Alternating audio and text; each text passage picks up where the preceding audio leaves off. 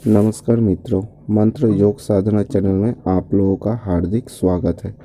दोस्तों, आज मैं आप लोगों के लिए ले आया हूँ एक बहुत ही महत्वपूर्ण विषय जो हम लोगों के जीवन में बहुत सारी परिवर्तन ले आ सकती है। दोस्तों, ये एक पेड़ के बारे में है जिससे आप लोग अपने बहुत सारे उपाय कर सकते हैं इस पेड़ के द्वारा। ये जो पेड़ है ये हम लोग के घर के आसपास या फिर घर में भी हम लोग इस पेड़ का बहुत ही ज़्यादा प्रयोग करते हैं। पूजा के लिए इसका जो पुष्प है वो हम लोग देवी देवताओं को अर्पित करते हैं। तो दोस्तों, आप लोग शायद समझ ही गए होंगे कि ये पेड़ हम लोगों की घर में रहता है। बहुत सारे लोग हैं जो इसका पुष्प भगवान शिव जी को अर्पित करते हैं। हाँ दोस्तों, ये अपराजिता पुष्पों के बारे में है।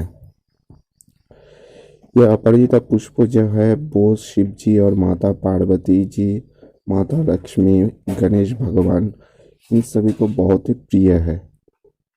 तो चलिए दोस्तों, आज हम इस पेड़ के पुष्पों के बारे में, इसका प्रयोग विधि के बारे में आपको बताते हैं। अपराजिता पुष्प ये माता दुर्गा की भी प्रिय है। आप लोग शायद जानते होंगे कि माता दुर्गा की दूसरी नाम अपराजिता है और अपराजिता इस कथन का अर्थ है जिसको कोई भी अपराजित नहीं कर सकता है। तो आपको पता ही चल गया होगा कि नाम में ही इतना शक्ति है, तो इसका काम कितना शक्तिशाली हो सकता है। दोस्तों, अपराजिता जो पुष्प है इसके लिए आप लोग 3 प्रयोग बहुत आसानी से कर सकते हैं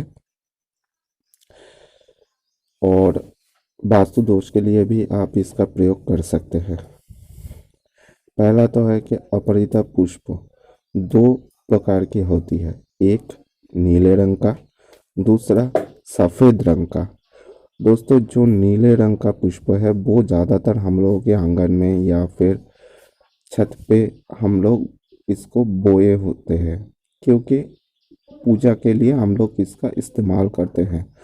लेकिन दोस्तों, ये जो अपराजिता पुष्प है वो आप अगर शनिवार या फिर मंगलवार को बाजार से ले आकर आप इसको घर में रखते हैं, इसका पेड़ जो है वो आप किसी भी मिट्टी में गाड़ के इसका प्रयोग करते हैं, पेड़ को आप अच्छे से पानी देकर उसको अपने यूज़ में लाते हैं, तो इसमें वास्तु का जो दोष होगा वो आपका नियमित रूप से धीरे धीरे कटेगा। लेकिन दोस्तों, इसके लिए आपको सफ़ेद जो अपराजिता पुष्प है वो आपको घर पे ले आना होगा, क्योंकि सफ़ेद पुष्प शांति का प्रतीक माना जाता है और शुभ का भी प्रतीक है। शुभता घर में लाने के लिए सफ़ेद अपराजिता पुष्प का पेड़ ही आपको लाना पड़ेगा, जिससे वास्तु का जो भी दोष है वो आपका हट जाएगा। इसके लिए आपको 2 पुष्पों का पेड़ ले आके आपको घर में उसको टब में या फिर किसी भी चीज़ में या फिर आंगन में आप इसको रख सकते हैं।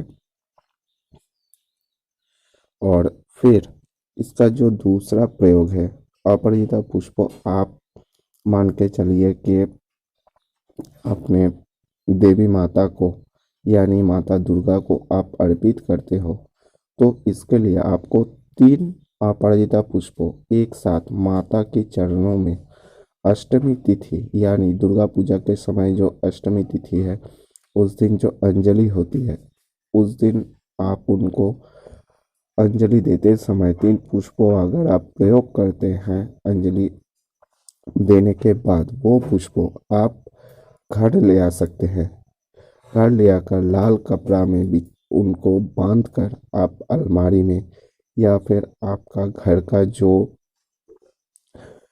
मुख्य द्वार है उस पे आप बांध कर रख सकते हैं, जिससे बहुत सारी परेशानियां आपकी दूर होगी। आपके घर में आर्थिक स्थिति जो बिगड़ रही है वो भी आर्थिक उन्नति धीरे धीरे आने लगेगा। फिर जो तीसरा प्रयोग है वो मैं आपको बताता हूँ। जो आपके घर में जो शिवलिंग है या फिर शिव जी की तस्वीर है, सोमवार के दिन आप शिव जी का पूजन करते समय नील अपराजिता आप ले आकर शिव जी को बेलपत्र के साथ, या एक बेलपत्र जो 3 पत्तों वाला हो उसके साथ लेकर आप शिव जी को अर्पित करते हैं और हाथ जोड़कर मणि मन आप उनको बताते हैं कि हे भगवान शिव, मेरे घर में जो परेशानियां हैं, मेरा जीवन में जो आर्थिक संकट है वो सब आप दूर कीजिए। तो देखिएगा दोस्तों, धीरे धीरे आपके जीवन में वो सारी परेशानियां दूर हो जाएगी, क्योंकि भगवान शिव जो है वो भोले हैं, वो भोलेनाथ है। तो वो इस नीलकंठ पुष्प और बेलपत्र से बहुत ही प्रसन्न होते हैं, जिसके द्वारा आपको बहुत फल लाभ होगा। लेकिन दोस्तों, जो भी प्रयोग मैं आपको बताऊंगा उसके लिए इस भगवान के ऊपर और इस पेड़ के ऊपर आपको आस्था होना बहुत ही ज़रूरी है, क्योंकि दोस्तों आस्था ही सबका आधार है। आस्था के बिना आप किसी भी फल को लाभ नहीं कर पाओगे। सॉरी दोस्तों, अब जो प्रयोग मैं आपको बताने जा रहा हूँ वो माता लक्ष्मी के लिए है। यानी आर्थिक स्थिति जब आपका सबसे ज़्यादा बिगड़ जाएगा, तब आप गुरुवार के दिन इस प्रयोग को आप कर सकते हैं। गुरुवार के दिन आप लोग घर में आपका लक्ष्मी माता की पूजन करते हैं। उस समय जिस विधि से भी आप पूजन करते हो, उस तरह आप माता को जब फूल अर्पित करते हो, उनका जब घट स्थापन करते हो, उसी समय घट के ऊपर माता को 3 नीलकंठ का पुष्प आपको अर्पित करना होगा। लेकिन दोस्तों याद रखिए, सफ़ेद पुष्प ही 3 नीलकंठ पुष्पों माता रानी को, माता लक्ष्मी को आप अर्पित कीजिए, क्योंकि सफ़ेद पुष्प मैंने पहले भी कहा है कि बहुत ही लाभदायक है, क्योंकि वो शांति का प्रतीक है, शुभता का प्रतीक है। इसीलिए माता लक्ष्मी को भी आप अर्पित कीजिए 3 पुष्पों। ऐसा आप 3 महीना आप करेंगे तो आपके घर में जो भी परेशानियां हैं, आर्थिक स्थिति जो बिगड़ रही है, उसका हल ज़रूर हो जाएगा। और आपके जीवन में अगर बाधा आ रही है, आपका बनता बनता काम बिगड़ रहा है, या फिर जो भी आप सोच रहे हैं कि ये काम आपके लिए महत्वपूर्ण है लेकिन वो काम बहुत ही पीछे चला जा रहा है, आप जितना कोशिश कर रहे हो कि इस काम को मैं किसी भी हालत में कंप्लीट करना होगा, लेकिन वो आपका कंप्लीट हो ही नहीं रहा है, कोई ना कोई आपत्ति, कोई ना कोई विपत्ति उसमें आ ही रही है। तो आप गणेश भगवान को, आप गणेश चतुर्थी या फिर आपके घर में गणेश भगवान की कोई मूर्ति या फिर कोई उनका फोटो है, तो उस समय आप गणेश भगवान को पूजा करते समय 3 अपराजिता फूल आप दे सकते हैं उनकी चरणों में। उससे आपकी बहुत ही लाभ हो सकती है। आपका जो काम बिगड़ रहा है वो सारी काम धीरे धीरे बनता हुआ आपको नजर आएगी, क्योंकि दोस्तों जो भी शुभता का प्रतीक है वो गणेश भगवान है, विघ्नहर्ता है वो। और नीलकंठ पुष्प उनका बहुत ही प्रिय भी है। इसीलिए दोस्तों, इन एक पुष्पों के द्वारा आप बहुत सारा लाभ ले सकते हैं। और जो सबसे ज़्यादा महत्वपूर्ण है, मान के चलिए आपका बहुत सारा शत्रु है, जो आपको परेशान कर रहा है, आप उनको पहचान नहीं पा रहे हैं, वो पीछे से आपका बना बनाया काम बिगड़ रहा है या फिर आपको हानि पहुंचाने की कोशिश कर रहा है, तो उस समय आप नीलकंठ पुष्पों का जो शिकड़ है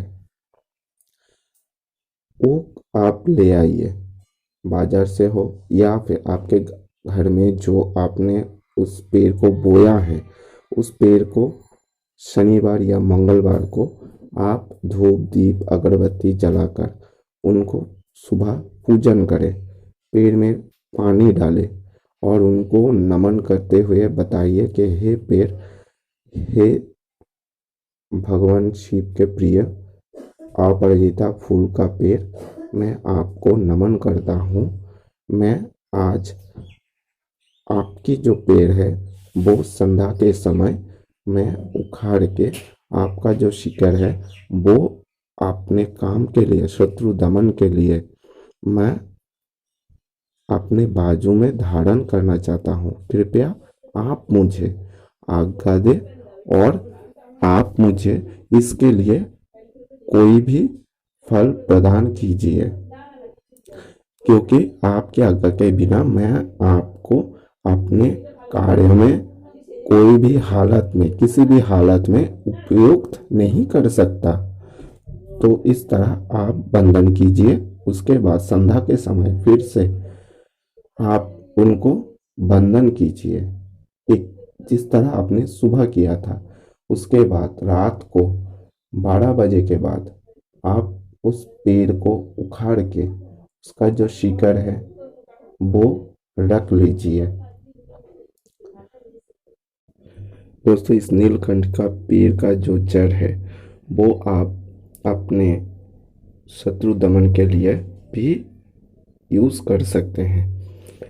दोस्तों, बहुत सारे लोगों का शत्रु है जो आपको पीछे से वार करते हैं या फिर आपका जो काम है, बनता काम भी वो बिगड़ देता है, वो आपके सामने नहीं आता है। तो उस समय आप इस पेड़ को काम में ला सकते हैं। किस किस तरह से आप इनको काम में ला सकते हैं वो मैं आपको बताता हूँ। इस पेड़ का जड़ आप अपने हाथ में धारण कर सकते हैं। अगर आप पुरुष हैं तो आप दाहिने हाथ में लाल धागे से आप इनको धारण कर सकते हैं। अगर आप स्त्री हैं तो बाएं हाथ में आप इस धागे को धारण कर सकते हैं। इससे जो भी शत्रु है वो आपका दमन हो सकता है। अगर आप लोगों को मेरा चैनल अच्छा लगा हो तो कृपया लाइक, शेयर और सब्सक्राइब ज़रूर कर दीजिएगा।